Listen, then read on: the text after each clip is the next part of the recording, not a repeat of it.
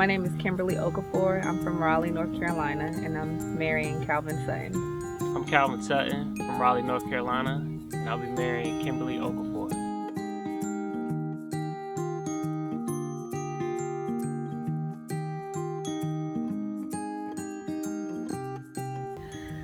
Calvin and I met actually on Twitter.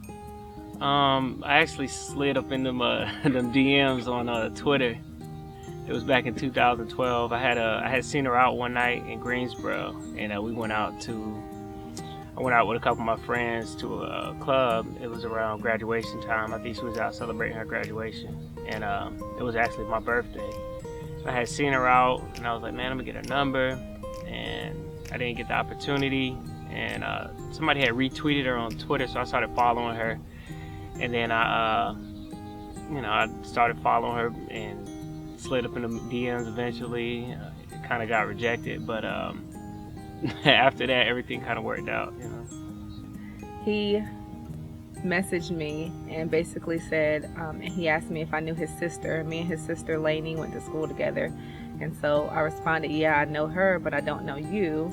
And I asked him if he knew me, and he just thought that was kind of mean, and so I said, let's start over, and we just kind of started talking from there. Our first date was to the movies.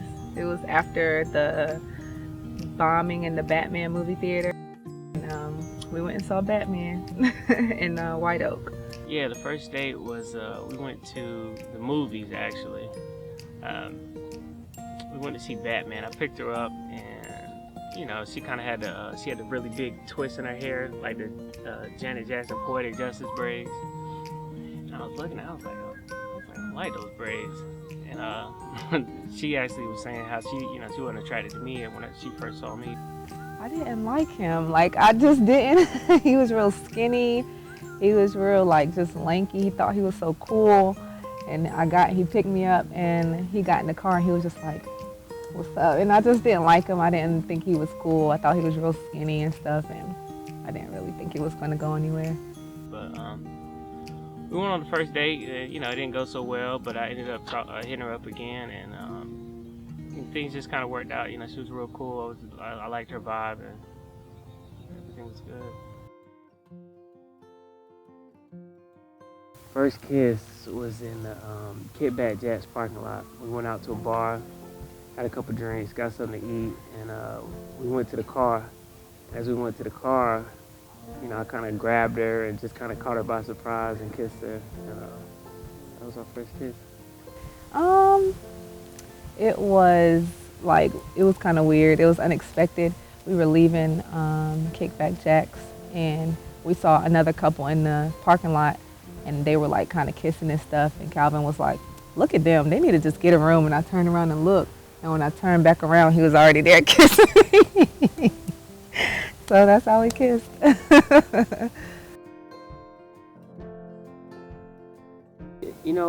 always like to assess certain things. So after the first year of us dating, I was kind of like, man, this girl is real supportive of me. I'm doing better when I'm with her.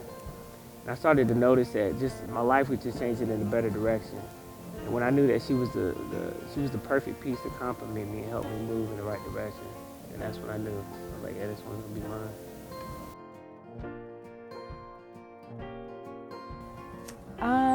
I think it's when I told him something I've never told anyone else in this world, and he just like embraced me and gave me a hug and let me know it was okay, and it was like we just never even mentioned it again, really, and it was just something that was accepted, and he's the only person I've ever told that, and he just kind of embraced me with that.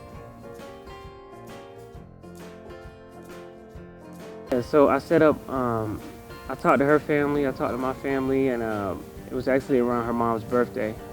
And we were going out to dinner for her mom's birthday, so I set something up where I had my sister put this video together. So she put this video together, it had everybody in the family, all my friends, asking her to be a part of the family. So after dinner, we went back to my parents' house, and her family met us there. And my sister played the video, and she immediately started crying. And that's how that went. But the interesting story is I actually proposed before that. Like I put that together, and then it was just one night we were just sitting there talking, and I was thinking about the plan that I had, and I was like, I kind of want that moment to be intimate between us. I want us to share a moment. So this is the first. A lot of people are hearing about it. So I actually proposed to her like a week before I actually did the big announcement. So that's how it went down. Actually, what a lot of people don't know is he actually proposed to me just in the room, just him and I. And so he later proposed in front of everybody, but initially it was just one-on-one. He asked me to marry him, and I appreciated that, and I appreciated him, putting something together in front of our friends and family, but initially it was one-on-one. I think she was talking about, hey, where are we going? And it's just in the back of my mind, like, I know exactly where we're going. I pretty much told him that I don't want to be a girlfriend forever, and I don't think that we talk about marriage often, so I don't know whether it's not on his mind, but I'm not going to be his girlfriend forever. And I just was basically saying that, and then he just got up and walked to the closet. But so I went to the bathroom. I had hid the ring in one of her shoe boxes in her closet, the closets in the bathroom. So I went in there, I grabbed the ring, and I came out and kind of turned the light on. And I didn't know what he was doing, but when he came back, he just was down on his knee and asked me to marry him. And I bursted into tears because it was like I was kind of getting on him for not talking about marriage, and he had already had a ring. He had already, put this thing together and had people working on an actual proposal, but I just kind of like ruined it, I guess, in a way. But it was what I wanted to, like just one-on-one, But yeah, he pretty much just asked me like that. And I just asked her, I was like, Kim, will you marry me?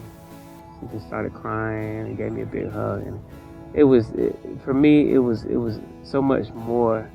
It meant so much more to me just having that moment with her, where I was able to share it and I was able to kind of, just have the hug and have the sentimental value versus everybody around you congratulating you. So it was a lot more meaningful to me.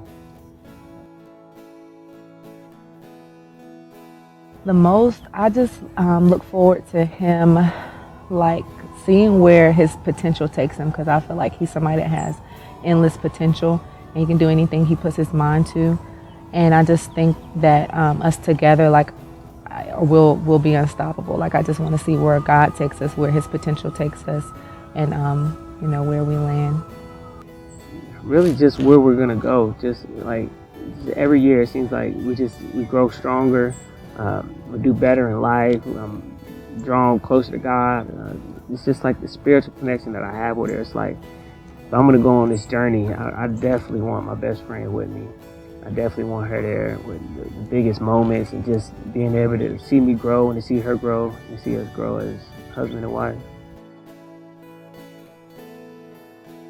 I know this whole thing hasn't been easy, and I get on him often for not really helping me plan. But in the last couple weeks and last couple of days, I guess, of our engagement, he's really came through to just like make sure that even if it's just paying for stuff, like things are taken care of, even if it's just helping me on the back end and just being more understanding with things, he's really pulled that together, and I appreciate it. And I look forward to many years of love, decades of love and happiness, and I love him. Hey, babe, I love you. Look, I know you're probably nervous. I'm nervous too, but as long as we're together, everything's gonna be all right. I love you, babe.